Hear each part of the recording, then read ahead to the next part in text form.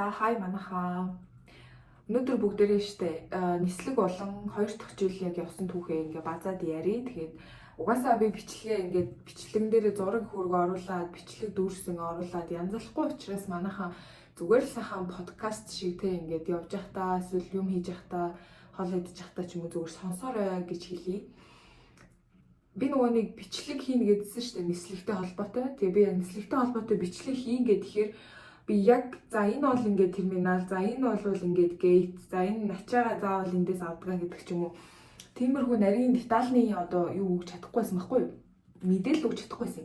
Яагаад тэгэхээр заавал ингээд биеэрээ очиод зааж иж ер нь бол эн чин гейт шүү, за энэ терминал шүү гэдэг ингээд зааж өгдөг. Тэгээ би өөрөө бас яг тийм терминалыг бол би сайн ойлгодгүй. Тэгээ гейт мейт ч юм уу тиймэрхүү юмнуудаа бол сайн мэдээд байгаа байхгүй юу?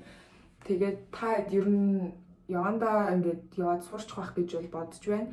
Ачаага ханаас авах вэ гэхээр штэ онгоцны бодол дээр буугаал baggage claim буюу одоо тийм нэртэй ачаа буулгаж байгаа хэсгүүд байдаг. Тэгээ том онгоцны буудал байх тусмаа амар олон baggage claimтэй олон онгоц зэрэг буух тусам олон ингээ газар ачаанууд зэрэг буугаад тэгээ чинийхээ хаана байгаа чи ингээ мэддэхгүй. Тэгээ чи ингээд нөгөө нэг онгоцны буудал дээр ингээд туслах ажилтан хийдэг хүмүүсээс асууж болно. Эсвэл зүгээр шууд дэлгэцэн дээр ингээд тэр цагт тэр газраас ирсэн онгоцны одоо ачаанууд baggage claim одоо 6 дээр бууж ийна гэдэг ч юм уу те тиймэрхүү бичгнүүд харагдан дэж тэр бичгийг дагаад очиод авч болно. За нислэгийн хувьд бол ер нь нэг иймэрхүү байна. Тэгээд электрон тикет гэж бид нар яг нөгөө билетээ худалдаж авахдаа билет худалдаж авсан газраас маань ингээд нэг тийм энэ хэдэн цагт нисэн тэндээс тэдний хооронд нисэн гэсэн юм ирдэ штэ. Тэр бол зүгээр л ерөнхий одоо itinerary буюу одоо нөгөө нэг юм аяллаа хөтөч маягаар та хэдэд харуулж байгаа болохоос биш. Заавал тэрийг одоо юу гэдэг энийг үзүүлж орно гэсэн юм ерөөсөй байдаггүй. Тэгээд тэрнийхээ дагуу яг онгоцны буудлын болгон дээр очиод яг ямар агарын тээврээр нисгэж ийн вэ гэдгээ олж очиод паспортаа өгөөд boarding pass буюу яг онгоцон сухта үзүүлдэг нэг тийм плэт шиг юм авдаг. Тэгэхээр тэр boarding pass авч байхдаа бид нар нөгөө ачаагаа жинглүүлээд ингээ өгдөг байхгүй. За тэгээ тийм процессыг ер нь ингээ тайлбарлах хэрэг жоохон төвхтэй тэгээ яг биеэр харуулад ингээ тайлбарлахгүй яриад ингэхлээр бас жоохон онцгүй байна гэдгийг бас өөрөө мэдрээ суучлаа л да. За тэгээ хоёр дахь жилийн явсан газрынхаа талаар туршлага юмнууд агаас яриад эхлэе. Яагаад гэх юм бол өнгөрсөн жилийн Аляска явсан туршлага ярьсан чинь юу вэ? Би хурдлуулад бараг 1 цагийн яриа болцсон байсан.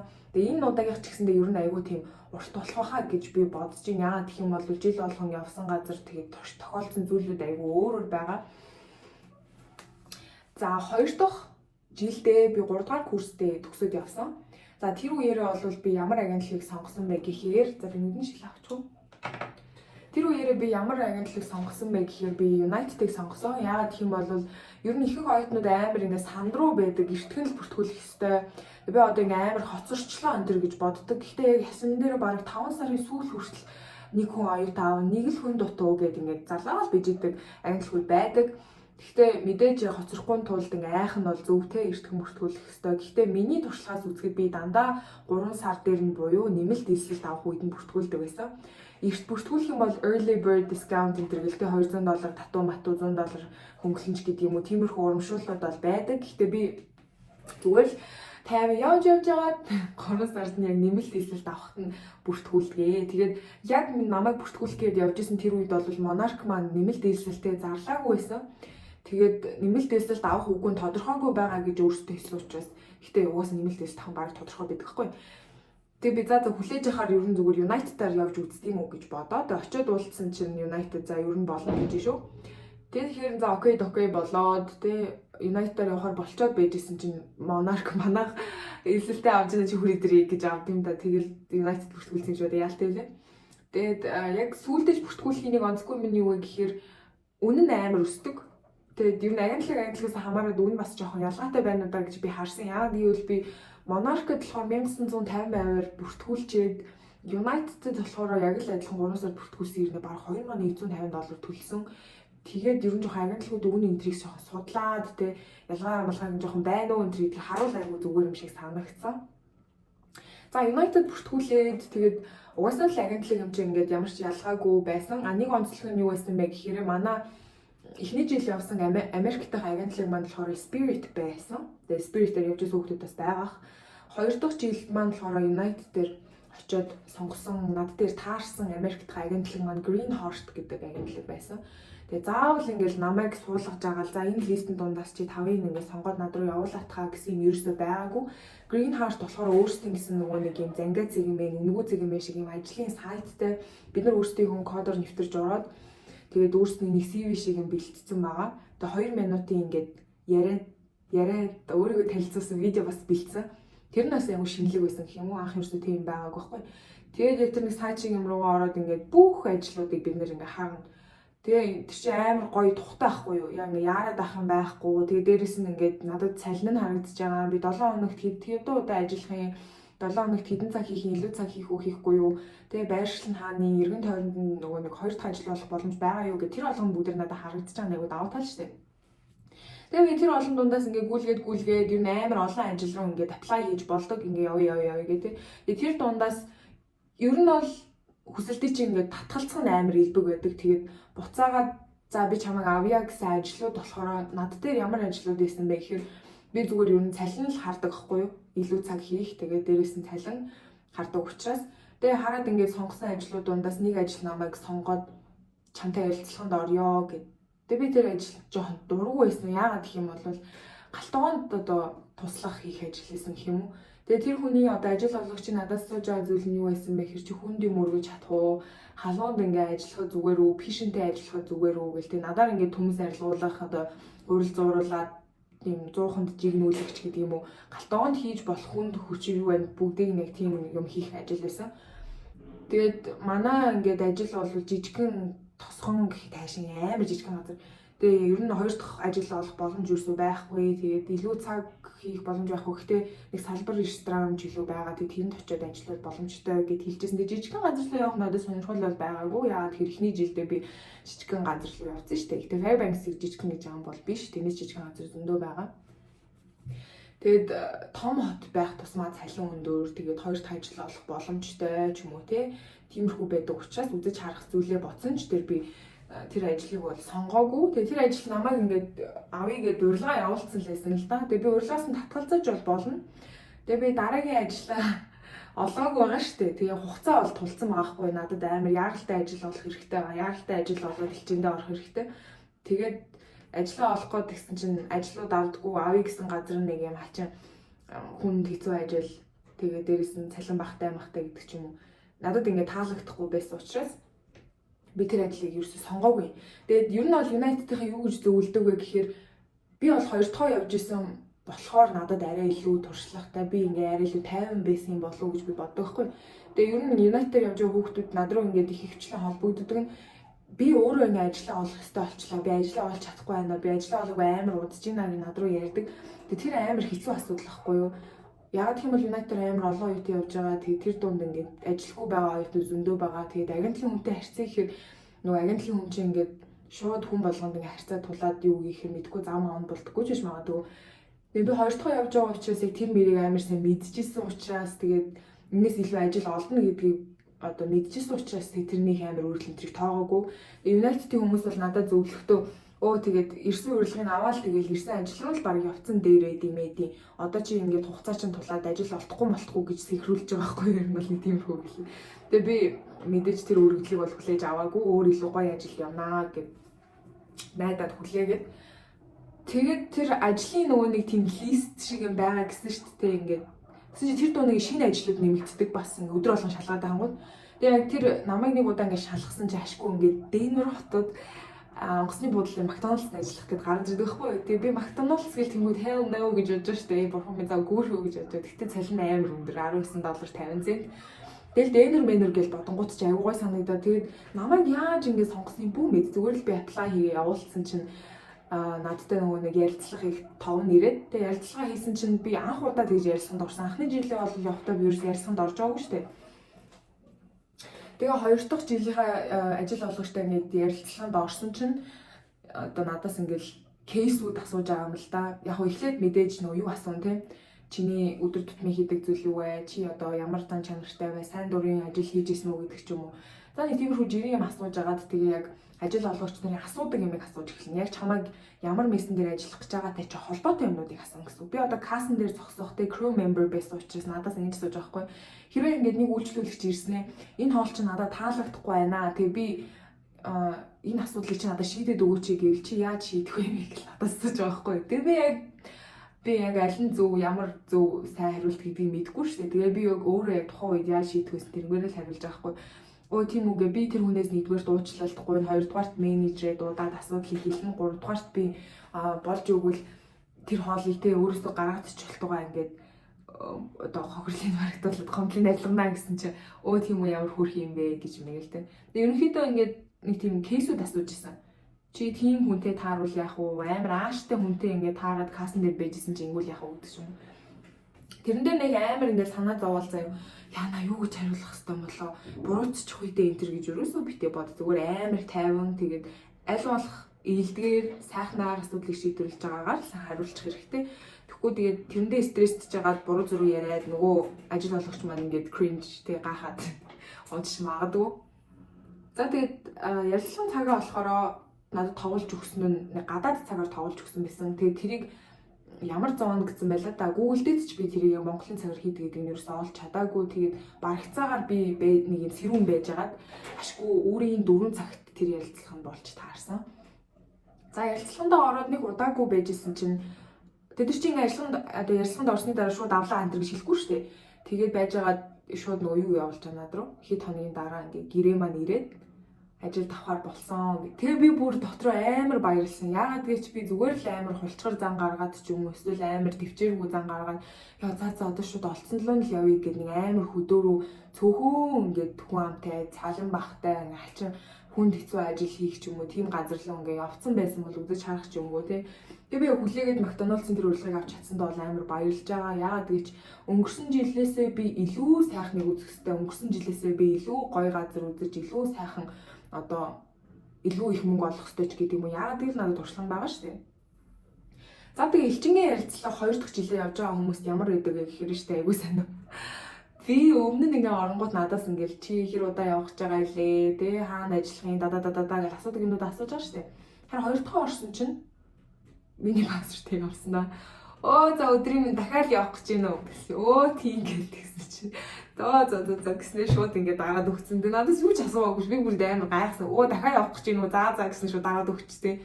Тэгээ та хэд дунд бас яг ийм тохиолдол гарч ирсэн үү? Та хэдээс комментээр бичээрэй. Би тэдэд амар гайхсан. Надаас 2 дахь явахар чи юу ч асуудаггүй. Дөрмөн ч асуугаагүй заяа. 2 дахь явах гэж байгаа юм уу? Өө за хаашаа явах гэж байгаа юм бэ? Дээрнүрөө өө ямар гоё юм бэ гэлтэл гаргацсан шүү дээ. Нэг амар сандраад байх чинь байгаагүй 2 дахь нь угаасаа л гарна гэж мэдчихсэн юм шиг дэдгүр сууж байгаа л тэгэл гарцсан. Тэгээд би Туркээр дамжиж явах нислэгийг ер нь бол нэг амар тийм бол сонгохгүй. Яагаад гэх юм бол шүү дээ тий. Би зүгээр яг Turkish Airlines-аар нислэх ямар гэдгийг нэгдүгээрт үзмээр байна. Хоёрдугаарт Стамбулын онгоцны буудалтай шинэ орчин бас ямар гэдгийг үзмээр байна. Гэхдээ яг ингээд сонгохгүй байх шалтгаан юу вэ гэхээр Америк руу одоо Солонгосоос бүр 12 цаг нисэж байгаа шүү дээ. 11 цаг 12 цаг. Тэгээ хаана очиос хамаарна л та мэдээж. Гэхдээ яг тэр хэмжээний одоо нислэгийг би Монголоос Турк руу 10 хэдэн цаг, Туркээс Америк руу дахиад 10 хэдэн цаг гэхээр надад бол үнэхээр төсөөлөгдөхгүй байхгүй. Тэрний оронд би зүгээр ингээ бидээ амар байх үүднээс би угаасаа л Америк руу явж учраас амар олон нислэг үлдэх нь тодорхой. Тэгээд шууд би Солонгосоор дамжих нислэгийг сонгодог. Тэгээ Бээжин энтрээр явбал илүү хямд мям байдаг гэж одоо би сонссон. Гэхдээ тийм зүйлүүд бол би зээч одоо биеэрээ туршиж ингэж үзэж байгаагүй. Яагаад тэгэхээр нислэгч өөрөө ингээд илүү уян хатан нөхцөлтэй байх юм бол үнэн нь угаасаа нэмэгддэг. Тэгээд би таагаад нислэгтэй холбоотой нэг түүхээ ярьж өгч илүү яалаа. Би онгоцноосоо хоцроод тэгээд дахиад ингээд $1700 төлөх хэрэгтэй болчлоо гэж би амар одоо стресстэй дуурлаад уйлаад амар хэцүү байсан. Тэгээ Кореаны ирлүү залгаад миний плед бол мэдээж үнэтэй плед байгаа шүү дээ. Тэгээ буцахтаа би яг буцах пледээ ашиглаж чадахгүй хоцорч байгаа юм чинь. Тэгээ би яг хоцорсон ингээд яах вэ ийх үү гэд хэлсэн чинь надад ингээ хамгийн ойрын нислэгийг олж өгөөд тэгээд надад хамгийн ойрын нислэг хэрэгтэй байна гэд би өөр учир шалтгаанаа тайлбарлаа. Тэгээ би одоо дахиад ингээ явбал надад хэдэн төгрөгтэй би төлөх ёстой вэ гэж асуусан чинь надад за та төр хүлээж аваарай гэжсэн аа. надаас ямар ч мөнгө аваагүйгээр дахиж надад плед бичиж өгөөд би Монгол руу ямар ч асуудалгүй ирж исэн. Тэгээ тэр мэрийг ингээ бодохоор хүн байж тээ мөнгөндөө горойж нарилж тийм хатуу одоо юу гэдэг гэрээтэй хатуу нөхцөлтэй плед ерөөсөө авах ёсгүй юм шиг байна. Ягаад гэх юм бол тэр олон сарын дунд чи юу ч болж болно шүү дээ. Тэгээ хатуу нөхцөлтэй гэдэг нь ямар пледийг хилээд байна вэ гэхээр өдрөө сольж болдоггүй, суудлаа сольж болдоггүй, хоцорж болдоггүй, одоо юу гэдэг наашин татаж болдоггүй гэдэг ч юм уу те. Чи ингээд одоо пледтэй холбоотой ямар нэг юм хиймээр байгаа боловч тэр болгон ч болохгүй. Тэгээ чи буцаалаач гэхэд чам мөнгө нь буцаж ирдэггүй ч юм уу нэг тиймэрхүү нөхцөлтэй пледнүүдийг бол бити авч байгаарэ. Тийм пледнүүд бол амар хямдхан байдаг. Тэгээ дээрээс нь ерөөсөө ачаа энэ төр хүртэл ерөөсөө ачааны үн хүртэл ороогүй байдаг. Тэр ачаандаа чи заавал мөнгө төлөх хэрэгтэй болно шүү дээ.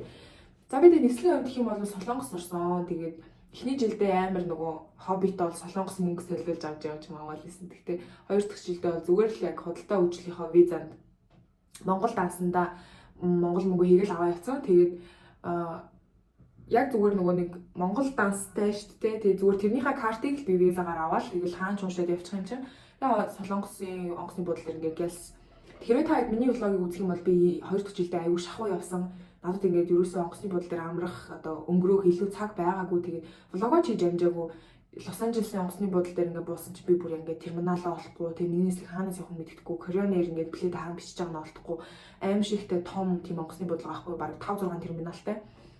Тэгэл тэр дунд надад ингээд нөгөө нэг нэслэгийн пледүүд яаж тусалдаг ингээд хүн зогсож идэв шүү дээ. Тэр хүнээс асуугаад терминал энтрээ олоод явж исэн. Түүнээс бол нэг амар мэддэгтэй би ганцаараа ингээд аялаад яваад идэг юм биш шүү дээ. Зүгээр л аялах одоо адлаад дуртай тэг хүн амтнаас асуугаад ингээд юм сурах дуртай. Тэгээд би чинь Лос Анжелесаасаа буугаад дахиад Delta Airlines, American Airlines-аар би шууд Денвер руу нисээд. Тэгээ ер нь бол хоорондоо ямар ч ингээд завсаргүй явсаар байгаа Денверт тавьчихсан байдیں۔ Та тэр миний влог үзэх нь баг шөнийн 2 гэж чад унтсан баха би. Нислэгийн хувьд бол тийм байна. Тэгээд шинэ содон зүйл бол ерөөсөө байгаагүй. Тэгээд би яг ингээд анхны жил онгоцон дотор нислэгтэй холбоотой зүйлүүдээ ингээд дэлгэрэнгүй ярих гэсэн чинь нэрээ. Онгоцон дотор яг миний хамгийн анхны сууж үзсэн жил бол тэр онгоцон сууж үзсэн жил Алискрэ одог жилээс байхгүй. Хоосон хотод хоосон байж болдоггүй мэлээ. Хотод хоосон байх юм бол ингээд юу яа. Бөөлж сүрэн одоо motion sickness гэж ярьдаг шүү дээ. Ингээд дотор мөх оргын бөөлжин толгоогд нь тэр болгон ингээд онгоцонд 10 хэдэн цаг явж байгаа хүнд бол амар тухгүй. 2 цаг явахд ч амар хэцүү байдаг. Тийм учраас би ер нь онгоцонд одоо урт цагаар явах гэж байгаа бол тэрнээс өмнө заавал motion sickness одоо дардаг юм уудаг болсон. Тэр имийг бол Америк тахтаа авч ирсэн юм а. Тэгээд өмнө нь ярьжсэн чинь тэр нөгөө нэг сүмийн маань ах иш навчиж өгч ирсэн. Тэгээ тэрийг уугаад ямар ч асуудалгүй ороод сайхан 50 байдаг. Түүнээс шул анхны жилдээ би хоосон ходоттой ороогүй хэрнээ motion sickness маань хөдлөөд толгоо өвдөөд бөөлжөөд энэ амар хэцүү явсан. Америк руу явж явах нислэгтээ би бүр дотор мохор гэдэг ингээд ирж байгаа хоолныхоо нэг нь илүү идэг байхгүй юу. Тэгээ тэр бол үнэхээр буруу юм байлээ. Заавал идэх ёстой таны ходоодонд ингээд их биш бага биш яг таарсан хэмжээгээр хоол байх ёстой. Тэгжээж нөгөө дотор мохор өргөдөггүй. Тэгээд яг ингээд Америкт газардахын алдад нөгөө онгоцныхоо суудлаас ингээ босч болдоггүй нэг үе ядэн штэ. Газардах чинь хүн болгон суугаараа гэх. Яг тэр үед бөөлж таарад миний урд нөгөө бөөлжсөн үед байхгүй. Тэгээ 0 руу босоод ингээ гүйсэн чинь онгоцны үйлчлэгчтэй сандраад өө яна буцаад ингээ байранда суугаараа бид нар ингээ юу аваачид өгөө гэд бөөлжсөн уут аваачид өгөө гэд. Тэгээ бөөлжсөн чинь мэдээж тэр чинь хоол унд байхгүй юу ч байхгүй болохоор зүгээр цэвэр нөгөө ингээ ходоодны шүүсээрээ бөөлжж байгаа хгүй. Үнхээр жацг алдсан өгчийг царайтай буусан би. Сиатл бууж байхгүй амар хэцүү байсан. Тэг Сиатл буугаа би өөрийгөө яг нэг юм ногоо иддэг хүн юм бах гэж бодсон чинь юу Америкт чинь салаадны навчнаас илүү өөр тийм ямар олон ногоо идэм бэ тий салаадны навч идэж чадна гэх ногооны салаад авсан чинь тэр нь бүр шал өөр олон ногоотой байж таарад. Тиймэрхүү зүйлүүд зөндөө болсон. Тэгэхээр онгоцон сухтаа манайхаа юу гэх юм ходоодныхоо хэмжээг мэддэг, боддог гэнтэр байх хэрэгтэй юм шиг байгаа юм. Тэгээ угаасаа онгоцонд өгж байгаа хоол бол зарим хүнийг бол цатахаар хэмжээний байдаггүй шүү дээ. Гэхдээ хүнийг бол өсгөөд ахааргүй жоохон биш. Тэгээд чинь яг цаанаас стандарттай. Онгоцонд хүний одоо ходоод ингээ амар их хоолтой байх юм бол асуудал үүснэ. Бага хоолтой хоосон байх юм бол ингээ асуудал үүснэ. Тэгэхээр яг хэмжээнд нь тааруулаад нэг юм жоохон хэмжээтэй хоол өгдөг ахны. Тэгээд Денверт буугаад би өөрөө буудлынхаа нөгөө юуг цахиалах хэрэгтэй болж байгаа хгүй нэг шаттл басыг онгоцны бодлоос ирж авдаг автобус гэдэг хгүй буудлын хоёрын хооронд нэг зорчигтой зөөдөг. Тэгээ би тэр юг дуутах гэдгсэн чинь надад Америк дугаар мэдээж байхгүй. Тэгээ манай менежер хэлэхдээ ингээ онгоцны буудлын дээр нэг тийм үнгүй утас байгаа. Тэрийг олоод залгаарай гэх. Тэр утас нь үнэхээр олдохгүй байхгүй. Шөнийн 2-т буусан болохоор онгоцны буудлын үнгүй. Тэгээд яг тухайн үед надад нэг тусалж чадхаар нэг эмхтэй гарч ирсэн. Тэгээ би тэн дээр очиод ингээд би автобусаа дуудах гэсэн юм надад Америк дугаар байхгүй гэж уучраа хэлж өгөө. Тийм үн чи зүгээр миний утасаар ярьж байгаа гэдэг. Би тэр утасаар нь залгаад гадаа хүлээгээд тэг яг автобусаа ямар царайтай юм эрхийг ч мэдэхгүй байхгүй би. Тэгсэн чинь нөгөөдөл нь ингээд яг миний хажууд ингээд зогсож байгаа тэг яваад гисэн байхгүй наа. Би тэрийг мэдээгүй тэд нар намайг хараагүй. Тэгээ би дахиад 20-30 минут хүлээж аваад суугаад буудалд очсон байдیں۔ Тэгээд 2 дахь жилийн ингээ орсон байрны түрээс яа манай усан хаваад please 2 дахь жилийн байр маань болохоор үнэхээр тансаг, үнэхээр цэвэрхэн, галтгоотой, юутай бол юутай үнэхээр гоё эсэн. Яагаад гэх юм бол буудал шүү дээ. Ингээд өдөр болгон цэвэрлэгч орчин, чиний цагаан хэрэглэл, даав нүүр харьяа алчур гэдэг бүгдийн солиод өгчин. Тэгээд өөр чи хэрэглэгдэж байгаа ингээд савн, маунолын цаас, буудалд ингээд байдаг шампунь, бүгдийг ингээд солиод ингээд цаанаас нь бэлдээд өгчин. Тэг хэрэгтэй юм бол галтгоогийн чинь цэвэрлээд хүртэл өгчдөг байсан. Тэгээд тэрний төлбөр үнэхээр өндөр байсан. Яагаад гэх юм бол манай компани 50% даагаад ахтал бид нар цаана нь сарда 700 бараг $800 төлж таарж байгаа байхгүй юу. Манай компани нэг хүүхдийн $800 төлнө, би 800-ын төлнө. Тэнгүүд сард би яг үнэхээр түрээсэндээ $1600 төлж амьдэрдэг гэсэн. Манай компани талын даагаагүй бол үнэхээр дампуурхаар хэмжээний байранд амьдарч байгаа байхгүй юу. Үнэхээр тав тухтай сайхан супер эсэн ажил руугаа нөгөө онгоцны бодроо явна шүү дээ. Тийм учраас шууд нөгөө буудлынхаа автобусаар явчихдаг учраас үнэхээр супер тав тухтай лсэн л та. Тэгээд Walmart гэдэг дэлгүүрлөө хүртэл ингээд тэр манай автобусыг хүргэж өгдөг байсан. Тэгээд тав тухын хувьд бол үнэхээр ярилдаггүй жил байсан миний хувьд. За тэгээд буудалтай очлоо. Бүх юм everything was fine. Тэ амар гоё байсан. Менежертэйгээ танилцлаа. Манай менежер биднэрт Денвер хотод явах тийм одоо унааны билет мэлээд автобусны карт март бүгдийг захиалж өгөөд тэгээд хэрэгтэй гэж үзэх юм бол Америк дугаар авахд маань хүртэл ингээ машинаараа хамт хөргөж өгөөд хамт дугаар хүртэл авч ирсэн. Тэг хэрвээ та миний влог үзэх юм бол илүү дэлгэрэнгүй гарч байгаа. За тэгээд McDonald's ажиллах өдрүүд маань эхэлдэг юм аа гэж. Тэгэд яагаад нэг талаараа онцлог байсан бэ гэхээр бид нартай хамт дандаа ингээ нэг тийм Этиопууд те Афганистанаас ирсэн тийм одоо дөрвөсөд энэ айгүйх ирдэгс ядуу орны хүмүүс. Тэд нар чи ярьж чадахгүй шүү дээ англи хэл байхгүй. Тэнгүүд манай эд чинь нөгөө оюутнууд хамгийн өнгөлөвүүд нь бид нар байхгүй юу. Тэгээ англи хэлтэй бид нар. Тэнгүүд бид нарыг кассан дээр зогсооч чинь. Юу ч мэдгүй заяа кассан дээр ингээ зогсоод хаана юунд арах юм арах юм. Тэгээ эхний нэг 7 хоног л явсан баг. Тэгэл ер нь сурцсан дайггүй. Кассан дээр зогсоод миний эхний жил хийсэн ажил чинь ингээ буудлын зөвлөж ирсэн шүү дээ хүнтэй харьцахгүй зүр чөлөө цагаараа л найзтайгаа ярина. Тэгсэн чинь кассан дээр ингээ зогсохоор ажлынхаа 8 цагийн турш ингээ хүнтэй ярьчих жаахгүй. Тэр бол үнэхээр супер англи хэлтэй болгодсон байлээ. Зүгээр яг англи хэлээ чи сайн болсныг мэдхийг хүсчихвэл заяа хүнтэй хэрэлдэж чадчихвэл тэгэл англи хэлжээ сайн болсон гэж бол би хэлнэ. Эхний жил бол ерөөсөө юм хүн амьтантай хэрэлдэх үгээ зөөвөд ингээ яах вэ гэж боцороо таарж байгаа шүү дээ. 2 дахь жилдээ кассан дээр зогсонгууд үнэхээр хэрүүлхий сурахгүй болохгүй. Дээрэс нь нэгдүгээрт чи Аз штэ тэгээ чамайг ингээд амар муу англи хэлтэй байх юм бол ингээд яргунаал ямбагнаал ихлэн. Тэнгүүд чи хэрвээ амар сайн англи хэлтэй байх юм бол тэд нэр хэр баг ингээд дээрлэхэд гэж бол чадахгүй. Тэгээд тэд нар чи ингээд алдаа гаргадаг штэ. Захиалга буруу өгчөөд бидний буруу юм шиг үүдээс ирж хэрүүлээд байхгүй юу. Тэгээ яг тэр үед нь та ингэсэн болохоор тэгсэн гэдэг ч юм уу эсвэл мөнгө төгрөгийн асуудал гарангуут би ингээ тайлбарлаж ирэх хэмжээний байх ёстой шүү дээ. Тэгээ яг тайлбарлаж сураад хүн амтнд ингээ хэрүүлхий гэдэг хэрэг англи хэл угаасаа амар сайжирт юм байлээ. За тэгээ McDonald's хийжсэн ажлууд юм бол кассан дээр зогсчихсон. Тэгэл хэрэгтэй бүхий л юм хийн. Crew member гэдэг чи одоо яг хэрэгтэй би юу байна бүгдийг хийдэг ажлыг хийдэг. За шал угаах ёстой, шалаа угаана. Ундаа хийх ёстой бол ундаануудаа хийн. Арайч бас хойно галтгоонд бүргэр хийдэггүй байсан юм аа. Дандаа нөгөө нэг настай тэгээд хөрсөө ярьдаггүй тийм этиопууд маань хийчдэг гэсэн. Дандаа тийм ярих эсвэл нөгөө хурдан хөдлөг ундаа хоол салах мавлах юм дээр бол дандаа залуу хүмүүстэй зогсооч нь залуу этиопуудаа тэгээд бас оюутнуудаа ингэ зогсоодог гэсэн. Касн дээр гарахын нэг онцгүй юм гэх юм бол бид нарыг бол тэгтээ нэг амар хатуу ерөөсөө ингээл те мөнгөний тулгаж мулгаал ерөөсөө тэгдэггүй байсан. Тэгсэн чинь яг намайг ажилд орохын өмнөхөн ингээд нэг Этиоп охин гэлгүй нэг Америк охин ч гэлгүй ажилдаг байжгаад каснасаа бараг $1000 улгаа хийсэн гэл амар хэцүү өмнө зүгээр сонсогдчихл байсан. Тэгээ касн дээр ажиллаж байгаа тохиолдолд ер нь ингээд нэг Монгол хүмүүс чинь нэг юм илүү төтөм харахаар авъя гэдэг дээ шүү дээ. Тийм ийм зам маан ерөөсөө хэрэггүй шүү хүний газарт. За ингээд $5 $1 исэн ч гэсэн зүгээр л хайчаараа бурхан минь дагаад тэгж хэрэг төөгт орж нэр төрөө бузралж исэн дор болвол зарим оюутнууд бол ярина штэ. Өстө нэрээ анзаарахгүй чи яад авчи өдөрт $10 аваад хахад нэрээ сард март гэж солиорж байгаа оюутнууд бол байж л байгаа. Би тэрийг сонсч л байсан. Тэгэхээр тийм зам ерөөсөө гаргаж болохгүй. Тэгээд тэр оюут бишээ тэр $1000 болохоос хүүхдүүд мэдээж байр ихсэн, ажлаасаа хаалгацсан $1000 ч гэсэн буцааж төлөх шаардлагатай болсон байна. Тэгээд хамгийн гол нь нөгөө нэг онгоцны бодол дээр ажиллахын өмнөхөн бид нарт ингээд гэмт хэргийн түүх байна уу? Тэгээд онгоцны бодолд ажиллахаар хэмжээний аюулгүй хүн биш үү гэдгийг ингээд шалгадаг airport office гэж юм байдаг. Тийшээ ороод ингээд өчнөө бичиг баримтны юм хөөцөлдсөний дараа бид нар ингээд онгоцны бодол дээр ажиллах хэрэгтэй болж байгаа хгүй.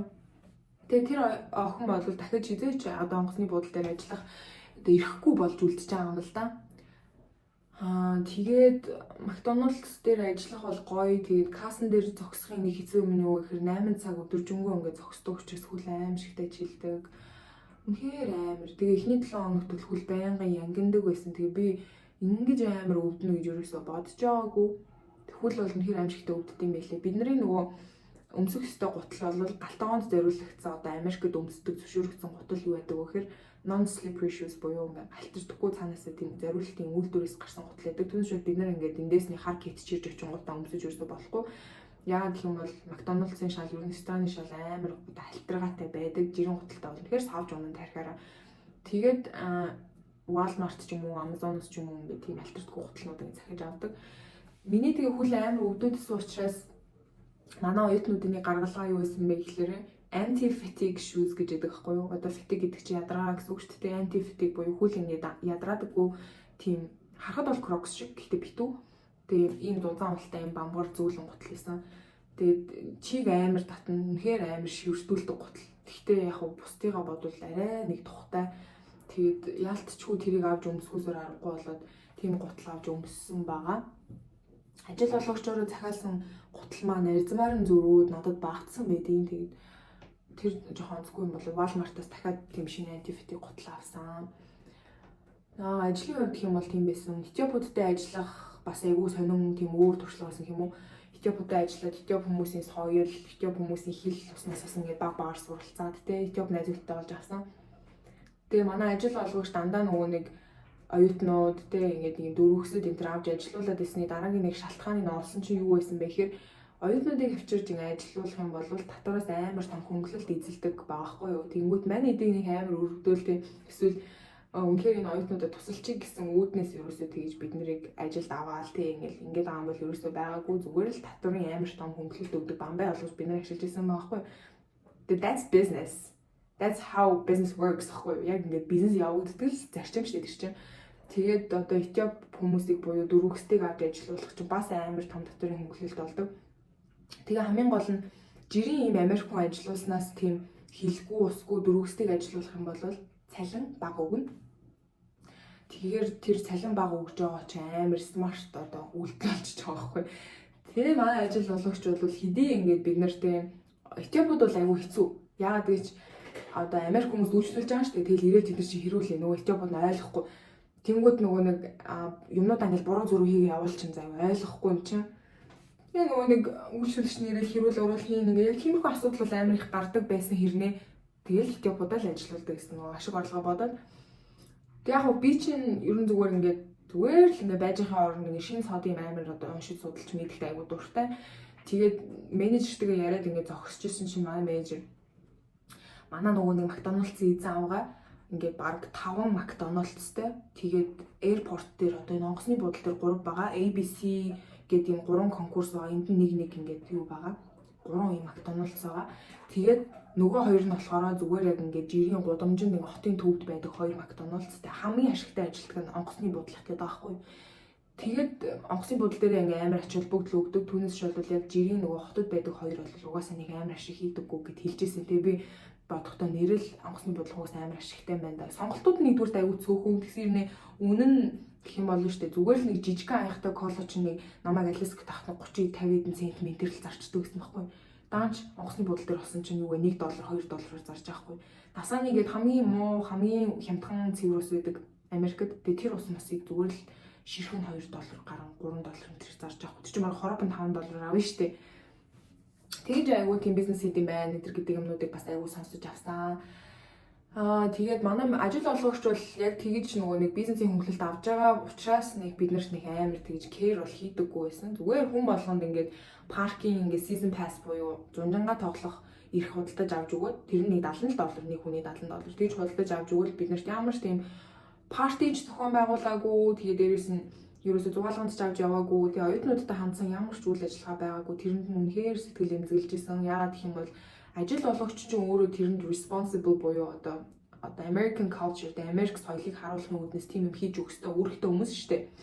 Тэгээ яг хөө тэрийгээ зүгээр аргалсан нь болохоор юу байгаа юм л да, season pass авч өгөө нэг парк дээр тоглосон л юм л да.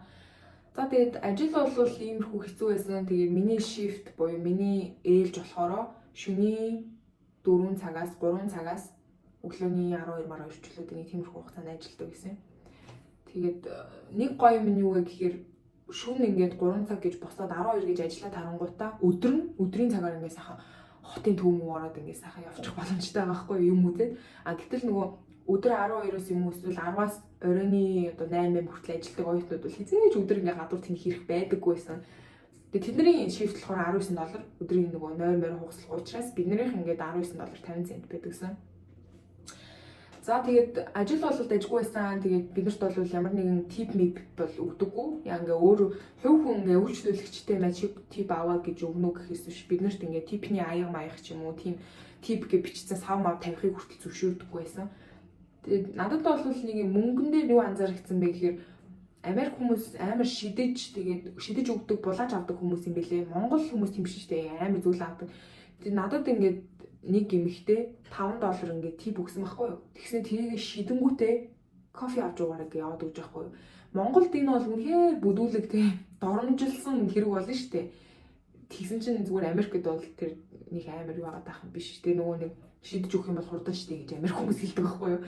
Тэгээ булааж авахтаа ч гэсэндээ баярлаа гэж байгаа юм. Thank you гэж амар булааж авдаг тийм хүмүүс. Тэгээд эхэндээ надад айгүй эвгүй байдаг гэсэн. Гомдоод авах юм шиг. Гэхдээ сүүл рүүгээ энэ хүмүүсийн соёл нь угаасаа юм штэ. Би ингээд булааж аваад шидэж өгөх тийм хүмүүс яахчгүй гэдэг үүднээс харчвал айгүй зүгээр юм шиг байгаа. Гэхдээ тэрийг Монголдо сурч ирчихэд Монголдо ирээ шидээд байвал болохгүй шүү манайхаа. За тэгээ ажил ерөнхийдөө тиймэрхүү байжгаад нэг асуудал гарч ирсэн нь юу байсан бэ гэхээр за эхлээд оюутнуудаа би таадагдал хэлээд үгүй. Казахстанаас, Туркээс, Колумбаас, Доминикан Републикаас, Ямайкагаас гэдэг ингээ Монголоос гэдэг ийм олон оюутнууд ирсэн байсан. Тэгээ бид нар бол ингээд нөгөө нэг ерөөсөө тийм хамтын парти байж байгаагүй болохоор ингээ хэсэг хэсгээрээ л нийлнэ. Тэгээд нэг нэгний ол зүс мэднэ. Тийм шиг амар тотон байдаггүй байсан. Би Колумбуудтай ер нь айгу тотон нийлдэг байсан. Колумбуудтай би нөгөө нэг ажил дээр шифтэн дээр цуг гардаг. Тэгээд казакуудтай болохоор ойрхон байсан. Яагаад гэх юм бол казакууд чинь нөгөө нэг Аз хүмүүс бид нар айгу ойрхон. За тэгээд Dominican Republic тэгээд Jamaican энэ хүмүүстэй бол нийлээгүй. Ямайк өнгөрсөн жил бол Ямайк найзтай байсан бол энэ жилийн Ямайкууд бол амар мин залуучууд байсан. Хоёр хүн тэр нь амар мин зантай. Ер нь Ямайкууд тийм байд юм уу? Эсвэл тэр хоёр тийм байж таарсан юм мэдгүй. Миний эхний жил таарсан 3 Ямайкаас амар мин охтууд байсан шүү. За тэгээд яг ийм одоо оюутнууд байгаа шүү дээ. Тэнгүүд хамгийн гол нэг давуу тал нь юу гэхээр манай Колумбууд юм үзэж нүд талцсан бүр өста. Жинхэнэ юу дэглээ. Хөгшин гулказууд гэдэг шиг бүр ингээд ватаар бүр амар олон жил явсан хүмүүс байсан. Баг 2-3 жил дараалал явсан. Тэгээ баг ирсэн Денверт ирсэн баг 3 дахь жил мэлэн байж таарсан юм аашин. Тэгээ манаас илүү мэдлэгтэй туршлагатай гараад байгаа шүү дээ. Тэгээд баг Колумбод болохоор их сургууль баг 6-7 жил үргэлжилдэг юм шиг байна. Тэгээд тэр хугацаанд 100 болгон Америк руу ирж work and travel ажиллаж мөнгө хийдэг. Тэгээ манай нэг хамт ажиллаж исэн Оскар гэж залуу болохоор бүр ингээд 100 болгон ирж ажилласаар хагаад Колумбда байр авсан. Тэгээд энэ жил би хэрвээ сайн ажиллаж байгаа бол байрныхаа төлбөрийг ингээд төлж дуусгана гэдэг чийсэн. Тэгээд би үнэхээр бахархсан. Ямар мундаг юм бэ гэж бодогдсон. Манай оюутнууд гэсэн ер нь жоохон ингээд яваа тий сайхан мөнгө төгрөг хийгээд 3 сарын турш ингээд ажиллаад сайхан мөнгө хийх хэрэгтэй шүү дээ. Тэр чинь 3 сар ч юм бол яг цэвэр ажиллах хугацаа ахгүй. Би тэрийг л амарсан хэлмээр идэв. Өгч байгаа юм шиг ажил угаасаа л ажиллах хөстэй цаг хугацаа ахгүй. Харин чамд үлдчихэж байгаа 1 сарын хугацаанд чи хаагуурч тэнсэн болно. Угаасаа ажил хийх хэрэгтэй байхгүй болохоор. Тэгэхээр яг эхний 3 сард чи өгч байгаа юм шиг ажиллах хэрэгтэй, 2-3 ажил хийх хэрэгтэй хэрвээ би чинь дааж байгаа бол тий. Тэгээ мөнгө олцсны дараа чи бол яаж болно шүү дээ тий. Тэгэхээр оюутнууд ер нь Колумбын рүүд бол амар тийм одоо сэрэг, сайхан ажилтгийн бэлээ. Тэгээд дараагийн нэг шийдвэр юу байсан бэ гэхээр хоёр дахь ажил бол ямар ч оюутнууд хаашаа ч явсан хийх боломжтой, хийх эрхтэй хүмүүс байдаг. Тэгээд хамгийн гол нь нөгөө нэг гэрээгээ та амар савших хэрэгтэй. Гэрээн дээр чинь бүх юм заагаад өгсөн байгаа. Хэдэн цаг ажиллах юм, хоёр дахь ажил хийж болох юм уу юу гэдэг нь заагаад өгсөн. Тэгээд бид нартай хийсэн гэрээн дээр ерөөсөө хоёр дахь ажил хийж болохгүй гэсэн юм байгаагүй хэрнээ бид нарыг хоёр дахь ажил хийлгүүлээгүй очсны дараа хоёр дахь ажил хийж байгаа гэдгийг мэдэнгүүтээ хоёр дахь ажилласаа гар би шифтийг чи өөрчлөөд өдөр болгох чинь шүү. Хоёр дахь ажил хийх юм бол байрны чинь 50% бид компаниас дааж байгаа тэр мөнгөийг чинь бид нэр төлөхгүй шүү. Гэдэг амар дарамттай. Тэгээ бид нар бүгд ингэ шоконд орсон заа юу. Юу вэ 2 3 жил явахтаас ийм ажил болгочтой таарж исэн үгүй гэд. Манайхан зүгээр ингэ бүхэл юмд амар бэлтгэлтэй байх хэрэгтэй заа. Яг ингээд эвилэн эсвэл ингээд амар муухай хандна гэж бити ямар ч юм бити төсөөл угаасаа бүр ингэ ямар ч төсөлж байгаагүй юм гарч ирдэм билээ. Тэгээд хоёр дахь ажил хийхгүй гэхээр ингээд хүн болгон гахаад юу солиороод байгаа юм болоо л гэж бодож байгаа шүү дээ. Тэгсэн чинь ингээд бид нарт бол нөгөө нэг social security number байгаа. Тэгээд тэрийг ажил олгогчтой өгсөн байгаа шүү дээ. Тэгсэн чинь яг тэр дугаарыг чинь хийгээд давхар ажил хийж гин үгүй юу гэдгийг чинь бид нэр ингээ олоод мэд чинь тэгэх юм бол түрээсээ чи өсгөх шүү гэл ингээ аюу дарамттай. Тэгээ ингээд бид нар илүү цаг хийгээд те үнэхээр ингээд ажиллаа хийгээд бид нар хоёр дахь ажил хийхгүй байвал болж байгаа байхгүй юу бас те мөнгө олчих чинь хоёр дахь ажил хийх хэрэггүй. Гэтэл хоёр дахь ажилч хийхгүй нэ илүү цагч бас бид нэр хийлэгдэхгүй байсан. Хамгийн онцгүй. Хичээнүүд нь болохоор ингээд чи ингээ хийх ажилгүй байсан ч гэсэн ингээ байж л илүү цаг хийгээд. Тэг бид нар ингээ илүү цаг хийж болохгүй байгаад амар annoyed болоод уурлаад тэг хоорондоо яах вэ хүү гэж ярилцаад. Тэг манай Колумбод ер нь бол амар сайхан ингээ шоучин амар гоё нээлттэй хүмүүс. Тэгээд тэрнийгээ дагаад бас амар тийм шудраг эсэргүү гэх юм уу нэг тийм хүмүүс юм шиг надад санагдаж байгаа байхгүй. Тэгэл манай Колумбод үгүй хоёр дахь ажиллаа хийн.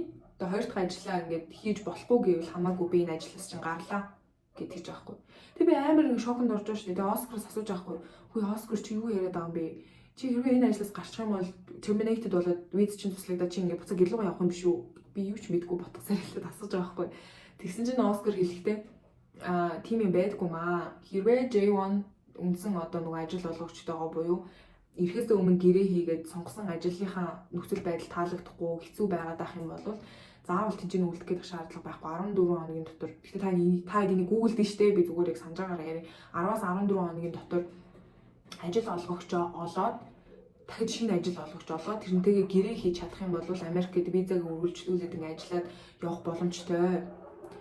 Тэгээд манай Оскар нэрээ солиорн л штэ. Өста би намайг ингэж донжлоодохтой яа гэм би хэрвээ эндээс гарчих юм бол шууд Нью-Йорк руу очиод манай тэнд Нью-Йоркт намайг авъя гэсэн газар байгаа гэж айгуу том заяа. Тэгэл ер нь эхлээл тэгэл манай Колумбод уурлаад шууд нөгөө нэг ингээд аэропорт руу орохдоо үзүүлдэг үнэмлэхээ шийдээл. За баяртай бид нар ажилласаа гарлаа гэл. Ажил нь ч амар хүндтэй угаасаа Макдоналдс аим шигтэй хүнд. Тэгээд тэд нар ажилласаа гараад явчихж байгаа юм. Тэгээ байжсэн чинь нөгөө казакууд маань ажилласаа гарцсан. Бас бид нар Wyoming руу явлаа. Тэгээ машин түрээсэлсэн. Машин дээр хамаагийн маачсан. Яваад өгж байгаа хгүй.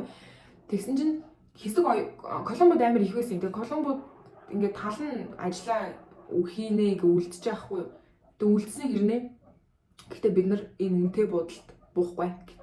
Амар ер нь ингээ мөнгө яаж болох вэ? Мөнгө яаж хэмнэх үү гэдэг талаар айгу боддог хүмүүс юм шиг надад санагдсан. Тэгээд тэр ид маань шууд бид нар ингээд боллоо буудлаасаа гарлаа гэж хэлэнгүүтээ өөрсдөө ингээд сарын $2000 юм юу түрээслээд хаус түрээслээд тэр нь 2 одоо юутэй 2 унтлын өрөөдөө 2 нэлтэй ч гэлээ. Тэгээд тэр хаустаа ингээд 10-аач гэлөө 8-аач гэлөө амьдарч байгаа хгүй.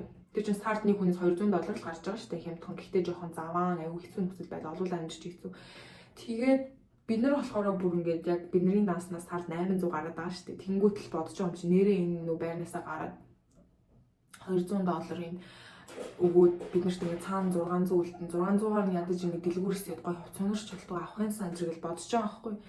Тэгэхээр чин тэгэл яалтчгүй гарын ихлэр гарч болохгүй. Тэгээд манай Монголоос гуруулаа байсан та хэд мэдчихэж байгаа. Тэгээ ер нь яг 2 сар ажиллаад хамгийн сүүлийн сард нь мартамж илүү манай Колумбод гарлаа марлаа гэдэг байсан. Тэгээд за угаасаа сүүлийн сар л үлдсэн юм чи одоо ер нь 9 шид болоод явах те шиг зүгээр байж байгаа л явъя. Гэхдээ ерөөсөө тэгж одоо юу гэдэг байр мараа солиогүй мөнгө төгрөг хэмт гэж хичээгээгүй илүү цаг нэг амар хийгээгүй хэрнээ бидний цалин бол амар сайн гарсан. Миний 3 сар ажилласан цалин гэхэд би $19 50 центийн ажиллаа. Нийт $15,500 болсон байхгүй. Тэгээ тэрнээс би татварт бол $5,000 гарныг өгсөн байгаа. Тэгээ яг цэвэр болсон маань бол $10,000. Тэгээд тэр татвараасаа би сая буцаа олголт $1240-ыг авсан. Тэгээд state tax буюу мужийн буцаа олголт гээд дахиад $540-30 орж ирэх ёстой. Тэгээ нэг иймэрхүү одоо зүйлүүд бол болсон. Тэгээ би та хэдэд юу гэж хэлэх үү гэхээр одоо хүмүүс болохоор түрээсний хямдхан хэмжин гэдэг нэг хямдхан цалинтай түрээсний хямдхан газар руу яваад өгдөг байхгүй юу? Бити тэгээрээ зүгээр бодоод үзээрэй. Хидэд татвар өндөр түрээс өндөр ч гэсэндээ өндөр цалинтай ажил бол ягаад ч илүү мөнгө олдог байхгүй юу? Та хэд үнээр бодоод үзэх юм бол заяа 30 хоног тэдэн цаг ажиллана одоо яг $11 ингээд бодож үзээ тэрнээсээ түрээсээ хас. Тэгээ 30-ыг бас $19 үржүүлээд ингээд адилхан хасаад үз түрээсээ хасаад ялтчгүй өндөр цалинтай л өндөр гарна. Тэгэхээр том хот руу өндөр цалинтай гоё юм хийх гэж явах хэрэгтэй. За тэгээ ажлын хувьд бол нэг иймэрхүү асуудал гарсан. Тэгээд илүү цаг хийх боломж бол тэгээд симхий гаруулал илүү цаг хийчих гэл хүрхээд үлдээд ингээд ажиллаж идэх хүмүүх гэл баг ингээд хүн амтан дутангууд бүр баярлж маялаад байгаа юм шүү. Гэхдээ 8 цаг ингээд бүтэн зогсоо байцсан. Тэгээд дахиад илүү цаг хийгээд 12 цаг, 10 цаг ингээд бүтэн хөл дээр зогсоо байна гэдэг бол үнэхээр аимшигтай. Тэгээ тэр хугацаанд ингээд бүтэн өдөржингөө 10 цаг ажил дээр байгаа McDonald's-ийн хоолыг бол үнэхээр бүгдийг ингээд үнгүү идэж болдог. Юуг ч идэж болдог гэсэн. Тэгээ McDonald's ингээд 3 сарын турш идсэн учраас би бол жин аимшигтай нэмсэн. Бараг 70 кг болсон баг. Та тэр миний бичлэгүүдийг үзэж би бүр ингээд бондоцсон. Амар бондоцсон ирсэн. Тэр жингээсээ би одоо хасаад буцаад хэвийн жиндээ орох гэж бол Монголд ирээд баг 3 сарын дараа болж ижээ хэвийн жиндээ орсон баха. Тэгээд Монгол хоол моол чинь ер нь Аз хоол бол нэг хүнийг амар тарлуулаад дээдэггүй мэн гэдгийг би амар сайн ойлгосон. Аргагүй шүү дээ. Америкт идэж байгаа нэг бүргэр нь л 1000 калори юм чинь. Би өдрийн хоолндоо 1000 калоритой нэг бүргэр дахиад энд нь том коло, энд нь ингэ шарсан төмөс дахиад наггетс тавьцээ идэхэр чи юу өдрийн хоолндоо л ихэд баг 1500 идэх хар чинь амар тархална гэсэн үг байгаас тийм. Тэгээ ажил олгогчийн хувьд бол жоохон нэг тийм хахир тийм их оюутнуудаа хайрладгүй тэгээд ажилласаа гаруул гараачдээ гэсэн янзтай нэг тийм татвар хөнгөлөлт юм чинь чамаар яадаг гэсэн маягтай хүн таарсан. Тэгээд байрны хувьд бас нэг асуудал заяа. За буудал гэх тэнгууд бидний байрлаж байгаа буудал чинь үнэхээр гоё буудал байсан л да. Өглөөний цайтай ингээ автобустай ингээ хэлсэн шүү дээ түрүү үнэтэй буудал юм чинь. Гэхдээ нэг үнэн зүйл юу вэ гэхээр бид нар мөнгөө төлж байгаа. Бид нар адилхан буудал бууж байгаа зочин. Тэгэхээр яах нь ресепшн нь тэгээ одоо буудлынх нь тэр машины жолооч бүгдээрээ л бид нарт амар ээлдэг яг зочин шиг хандах ёстой шүү дээ. Гэтэл яг 3 саржингаа тэнд ингээд түрээс мөнгөө өгөөд ингээд амьдарч байхад бид нартай хандж байгаа хандлага бол үнэхээр амар муухан ханддаг гэсэн. Би тэрийг бол үнэхээр төвчж чадаагүй. Яагаад гэвэл би нэг амар мөнгөө төлж амьдарч ич тэнд нэг гуйлахчилж байгаа юм шиг ресепшн хүртэл надтай муухай харьцаад байгаа амар уур хүрэн штэ мэдээж. Тэгэд яг яаж мэдсэн бэ гэхээр өглөө нөгөө бид нэр 3 цагт босоод 3:30 автобусанд суугаад тэгээд 3:10 мэд гэж очиод тэгээд 4-өөс ерөнхийдөө ажиллаа эхэлдэг байсан байхгүй юу? 3:30-аас автобусанд суухаар 10 минут яваад 3:40 мэд гэж очиод тэгэл нэг иймэрхүү. Тэгээ 3-ынхаа автобусанд ингээд заавал нэрээ бичүүлэх ёстой. 207-оос ингээд нэг хүн явъя гэдэг ч юм уу те. 207-оос 2 хүн явна гэдэг. Тэгэхгүй бол нөгөө нэг хүний тоотой тэгээд хэрвээ дүүрчих юм бол явж болохгүй шүү дээ. Дараагийн цагаас нь явна. 30 минут тутамд явдаг. За тэгээд тиймэрхүү асуудлууд гарч байгаа юм. Тэгээд яг тэ зарим бүртгүүлээ мартчихдаг. Тэгэл мартцсан байна гэд ингээд хүн байхгүй байгаа шүү дээ. Яг үндэ суудл хоосон байгаа даа. Тэгээс яг тиймэрхүү асуудал гаргаад нэг ганц 2 удаа ч илүү ерөөсөө ингээд нөө бүртгүүлээгүй суудсан асуудлууд гарсан чинь амар хил амтай нэг юм нүдэн шилтэй хичээдэг гэсэн. Америкчууд чинь нэг муухай зан юу гэхээр нүүрэн дээр хизэж хийхгүй амар инээж минийгэл тэгээ сайхан ажиллаж байгаа ардуур амар муухай тийм юмнуудаа ярьж хэлдэг хүмүүс байхгүй юу. Тэгсэн чинь манай менежер рүү залангуудаа танаа оюутнууд ч гэсэн амар замбраагүй байна. Хаста нэрээ цагийнхаа юм ингээ бүртгүүлэхгүй байна гэд хэлсэн байгаа байхгүй юу. Тэгээ бид нарт ингээ хандахтаа хүртэл амар балиар ханддаг. Бид нар ингээ бүртгүүлээд надтай зэрэгцэл яриад унах юм. Бид нар бүртгүүлээл ингэнгүүт өөдөөс одоо юу гэдэг яргунах ч байд юм уу. Бид нар ингээд ажиллаад харчаад тэндээс ирээд аваач маваач гингүүт нэг амар тоохгүй заяа. За McDonald's үгс нь хайж майл. Бид нарыг бүр 2 McDonald's авлаа гэж дууддаг. 2 оюутан оюутан. Тэгээ ер нь жоохон ингээд look down те нэг юм дорд үзэх маягтай харьцдаг байж байгаа. Тэгээ нэг бүр амар хурцдагсан асуудал нь юу болсон бэ гэхээр тиймэрхүү хэцүү байжгаад угаасаа бид нар ингээд нэг муухай харцаад байна да гэдгийг мэдрээд явж байгаа шүү дээ. Тэгсэн чинь л нөгөө нэг амар ааштай нүдний шилтэй тийм их чиг гардаг өдөр манай нэг колон боёотой хоцроод нөгөө 30 хөдлөх автобуснаас хоцроод тэгээ яг буудлын үүднээс хөдлөөд нэг холбоог байхад араас гүйж гарч ирээд тэгээ ингээд амжиж суух гад. Тэгээ тэр үед хаалгаа татсан чинь хаалга нонгохгүй гацсан. Тэгээ би дотроос нь онгойлж өгч туслаад тэгээ тэр суугаад ямар ч асуудалгүй би нэг ажил руугаа явсан хгүй. Тэгсэн чинь л гинт ингээл нөгөө авгаа чи ингээд нөгөө юу руугаа радиогоор дотор холбоогоо авснаа. Манай нөгөө нэг тэр машины жолоочийн радио руу энэ өста Макдоналдсын ажилчдыг зөөдөг машин биш. Та нар өста юу юм уу гэ амар хараад байгаа хгүй. Бид нарыг та нар өста нэрээ ингэж дуураараа байж болохгүй. Би саяны оюутныг наад автобуснда сууж болохгүй 30 минутын дараа яв гэж хэлсэн. Тэгсэн чи яагаад миний үгэнд орохгүй ингээ гүүгээ явчихж байгаа юм байна. Амар хэрүүлж байгаа хгүй. Тэгээд яагаад бид нар тэрэнд амар гомдоод одоо юу гэдэг амар эсэргүүцэл үзүүлээд дургу хөрсөн бэ гэхлээр жирийн үед яг өөр буудалж байгаа хүн хэрвээ 2-3 минут хоцрох юм бол тэд нар хүлээдэг байхгүй юу ч хэлэхгүй хүлээдэг. Тэгэд гарч ирэнгүүт нь та хоцорчлооч гэж хэлдэггүй ачааг нь аваад ингээд хүргээл өгдөг. Тэнгүүд бид нарыг ингээд нэг хэдхэн секунд хоцорсон чинь амар ингээд миний Макдоналдсын машин юм уу наач ингээд амар хараагаад тэгснэ хамгийн гол нь амар худалч заа юу. Амар балиар худалч. Тэгээ яг зүгээр л тийм юм болж байгаа шүү дээ тэгсэн чинь манай менежер рүү ярихдаа ингэж хэлсэн байгаа байхгүй. Танаа оюутнууд ч гэсэн амар даварсан баг 5-6 минут хүлээлгдэг. Тэг хүлээлгчээд ерөөсөө автобус руугаа яарж байгаа ч хинж байхгүй галтгоогоор хоол эргүүлээ явцдаг.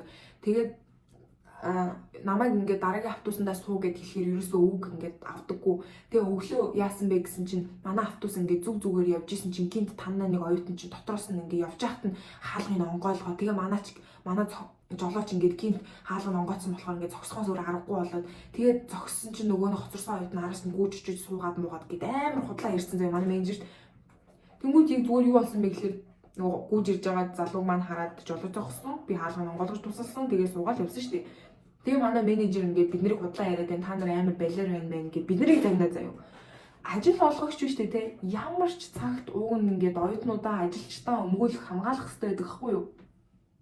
Би тэгээ тийм сонин бидний эсрэг байдаг тийм хоёр дахь ажилч хийхгүй гээл те. Эсвэл ингээд ямар нэгэн хэцүү асуудал гарахаар та нарын буруу гэд ингээд бид нар л нүрээ өгөөд ингээд суучдаг тийм нүрээ ингээд нэг юм буруулаад ч юм уу суучдаг тийм ажил олгож үнхээр харж байгаагүй. Тэрэн дээр амар имзэлсэн. Тэгээд бид нар ажил руугаа явж байхдаа хар өглөө босчод бид нар ууралж байхгүй.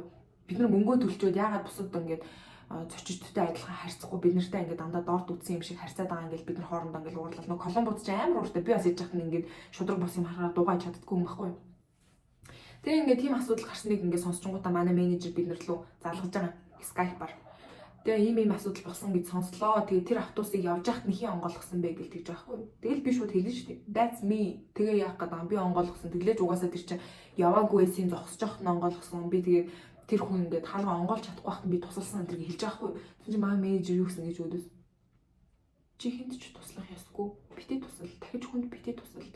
Юу би бүр гайхаад юу яар сүлрээд байгаа юм. Бид нар чинь ингээд бид нар чинь найзууд болсон хоорондоо тэг хүн ингээд зүгээр зогсож байгаа хаалга онгойлгож чадахгүй татаа дийлэхгүй байхад би зүгээр дотроос нь ингээд туслаад өгөхгүй яг юм болохгүй юм би бүр амар гайхсан. Тэгээ би ингээд менежерт амар ууралж байгаа хгүй юу. Тэгээ яж хат уурлаад эхлэнгүүт ингээд нөгөө нэг англи хэл нь ингээд бүр самарсан юм шиг болоод гацаж төгдрээд тэгээ менежертэй ингээд уурлаад наад хүн чинь ингээд худлаа яриад байна. Би үннийг ингээд хэлгээ. Миний буруу байсан ч би үннийг хэлнэ гэдэг ингээд гэж. Тэгсэн чинь даанч манай менежер хинийхэн ч үүнд итгээгүй. Надад ч итгээгүй, Оскарт ч итгээгүй. Та нарын буруу гэж хэлээд өнгөрсөн. Тэгээд надад бол тэр нь амар гомдмоор санагдчихсан. Яагаад гэх юм бол миний хамгийн анхны жил нөгөө хоёр дахь ажил маань Макдоналдс байсан шүү дээ. Тэнд бол манай менежерүүд үйлчлүүлэгчээс ажилтнуудаа үнэхээр амар хамгаалдаг гэсэн. Би тэр менежертэй үнэхээр хайртай байсан. Лёла гэдэг эмэгтэй менежер гэдэгс хэвгүй. Тэгэл бид нар дээр ирээл хэлэн заяа. Тэр нь амар гоо.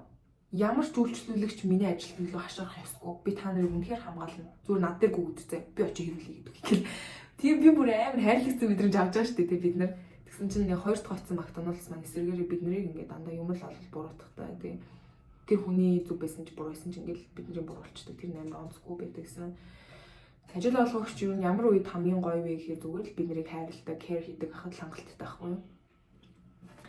Тэгээ тиймэрхүү онцгүй юмнууд болж исэн. Тэгээд хэрүүл оруулъя. Тэгэл менежертэйгээ ер нь амар тотнохоо болцсон шүү дээ. Тэр болохоор хүний нөөцийн менежер байсан л да. Яг бид нартай хамт ажилладаг менежер болохоор өөртөө шифтний менежер гэж шал өөр хүн байна. Тэгээ хүний нөөцийн менежерт бол нэг амар тотн байхаа болсон байдаг. Бид нарт жоохон тэгж хандж байгаа нь ерөөсөө таалагдаагүй. Тэгээд манай колумбууд бол угаасаа яг тэр байдлыг ингээд доромжлуулж тэсгүй шууд байж өгвөл үнэлгээ өгвөл за бид нар ажилласаач гарлаа танаа энэ буудлаас ч явлаа гэх. Тэгээд яг нэг 8 сар гэсэн чинь ингээд монголчууд тэгээ 2 казак охин тэгээ 3 нөгөө мин Жамайка тэр 3 бүлүүд өөрсдөө л нийлэн бидэртэй ч нэг амар юм ярьдаггүй. Тэгээ нэг 2 турк. Тэгсэн чинь нэг турк нь найз залууны ирчлэгээ яваад өгсөн. Тэгээ нэг эрэгтэй турк нь үлдчихсэн. Тэгээ би тийм ингээ ямар ч коллектив байхгүй амар уйлдгартай байсаар агаад ирсэн. Тэгээд яг онцлог зүйлүүдийн яриг гэх юм бол ийм байна. Тэгээд мөнгө бол нэлээд сайн хураасан. Дэнвэрт очиод iPhone-ы дэлгүүр амар олон брендийн дэлгүүрүүдээр орж үзсэн. Бас амар тийм гоё нүд нээсэн. Тэгээ шинэ ертөнцтэй танилцж байгаа юм шиг л гоё тийм үйл явдал байсан. Тэр надад бол ватер явах бол үнэхээр гоё санагддаг. Одоо би энэ жил явж байгаа оюутныг хараад стори үзээд бас тоглоод сууж байна. Тэгээд 2 дахь жилээс одоо ярих юм одоо баг үлдээгүйхэн цаашин ярих яриг гэвэл цаан зөндөл юм байна л да. Гэхдээ яг ажил олгогч яг цалин мөнгөтэй одоо холбоотой зүйлүүд гэвэл бол нэг иймэрхүү зүйлүүд байна. Тэгээд бас дахиад юм ярих гэхээр нэлээд урт болох гээд байна. Тэгээд юмыг яаж мэдхүү би та энэ түүх амар чухал ах гэж одоо хуваалцъя. Гэс ярихгүй болохгүй хаа гэж бодож байна. Бас амар урт болчул хэцүү бах тий. 9 сарын 1 бидний гэрээ дуусч байгаа. 6 сарын 1, 9 сарын 1. Тэгээд хэрвээ яг 6 сарын 1, 9 сарын 1 хүртэл гэрээгээ одоо дуустал буюу визнийхээ хугацааг ихнээс нь дуусах хүртэл ажилласан оюутнууд $200 нэмэлт бонус өгч байсан. Тэр бол үнэхээр супер шүү дээ. Тэгэхээр тиймэрхүү боломжууд байдаг учраас манайхан яг ажиллаа гэрээнийхээ хугацаанд нэхлээрээ. Тэгээ минийх хамгийн ихний жил би хоцорч очиод 7 хоног ажиллаагүй, 7 хоногийн цалин байхгүй. Тэгээд гэрээгээ хугацаанд дуусчихдаг үе нэмэлт мөнгө төгрөг авах юм боломж авах болсон.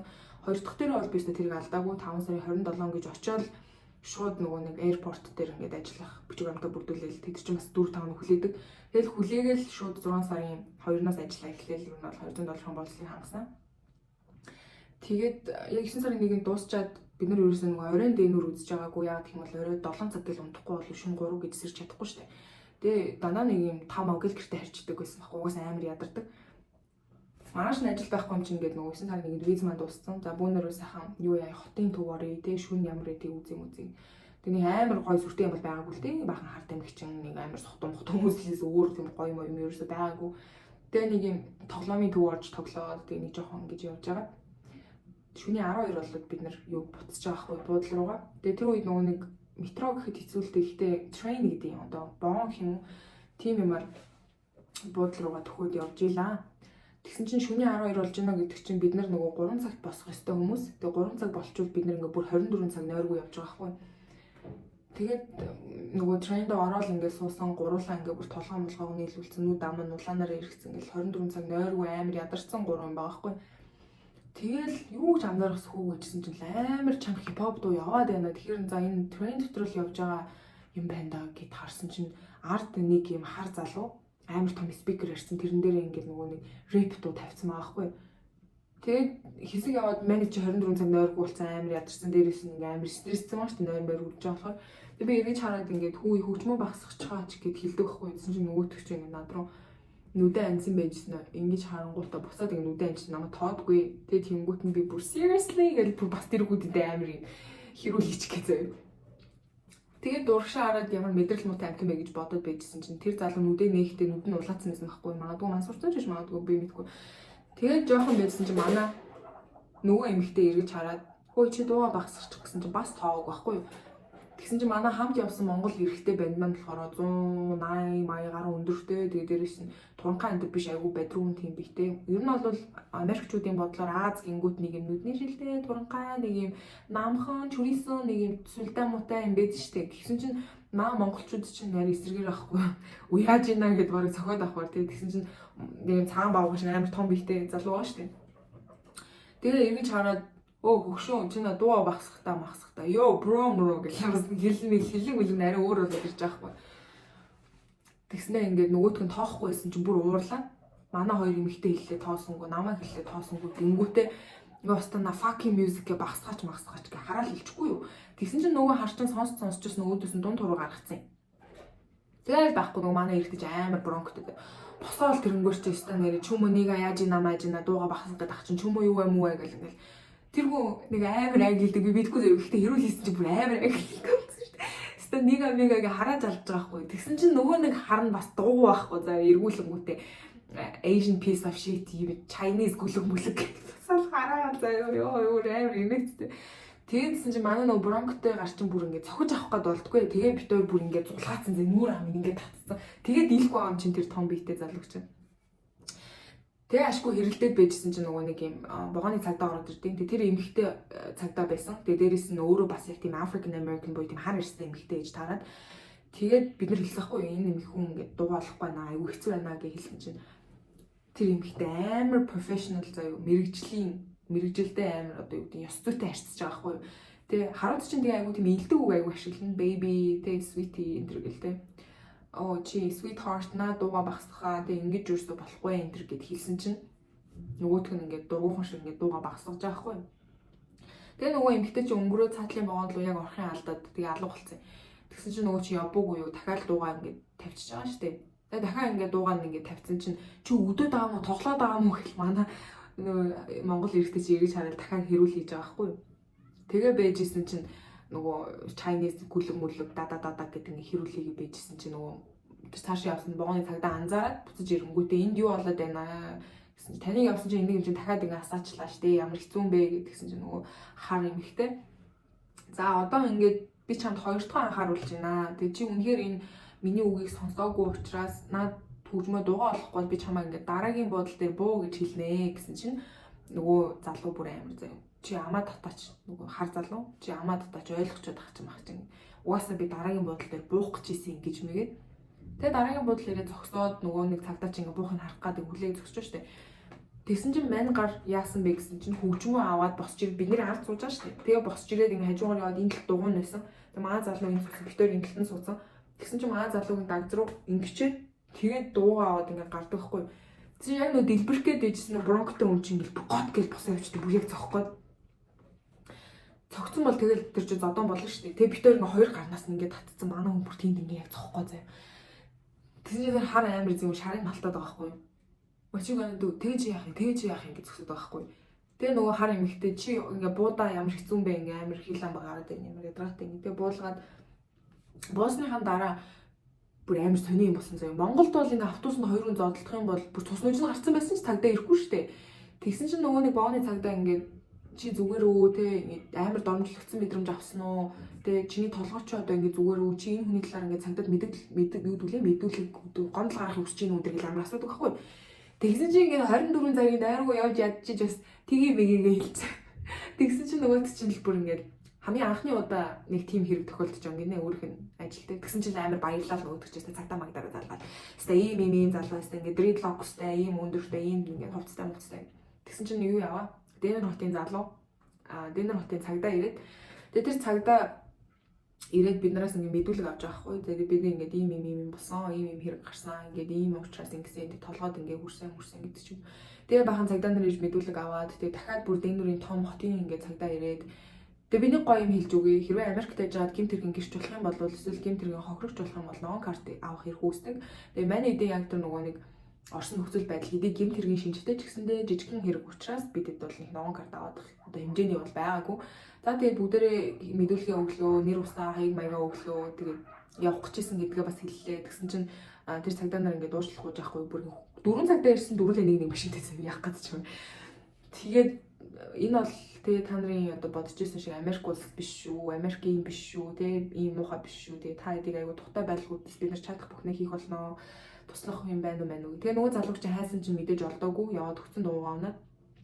Тэгээд өнгөрсөн 7 хоногт манай энэ богонд бас нэг иймэрхүү хэрэг гарсан. Тэгээд яг тэр залуу байх гэж бодож байна. Хэрвээ бид нар энэ залууг хайгаад олох юм бол нөгөө гэмт хэргийн түүх гэж ядсан шүү дээ. Тэрэн дээр нь бид нар ингээ нэмээд бичнэ. Тэгээд хэрвээ шаардлагатай зүйл гарах юм бол та хэд холбогдё. Тэгээд бид нар үнэхээр уучлаарай. Тэгээд одоо бол юу ч хийж чадахгүй нэ тэр залууг олсонгүй. Тэгээд яг та би одоо ингээ хүргээд өгөө гэдэг бинийг буудлын руу маань ингээ цагдаагийн машинтай өргөж өгсөн.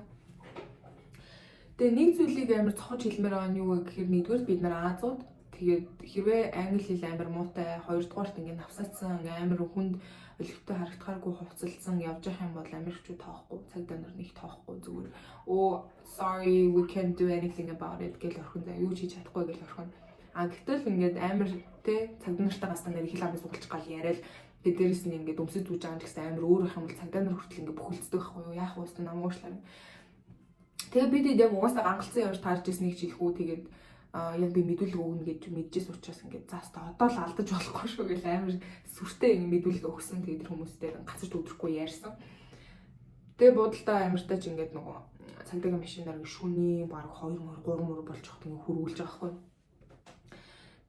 Тэгээ яг буудлын руугаа ороод бас яг амархийнхаа өмнө бид гурав яг юу болоод өнгөрч байгаа хоорондоо яриа суужгаад нэг юм мартцсан байсан амар сайн ойлгосон.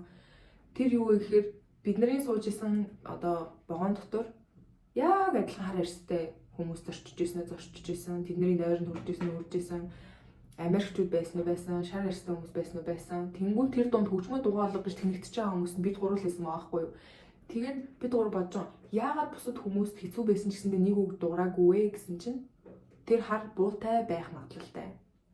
Хэрвээ тэр залуу буутай байсан бол мань гурав чад болсон байхыг үгүйсэхгүй шүү дээ. Тэнгүүд нэг Монголдо байгаа юм шиг л нөө буу муу чинь бүр мартцсан мань гурав ангалцаж өгж байгаа хгүй. Дууга багсаж та сүлэтэ машин.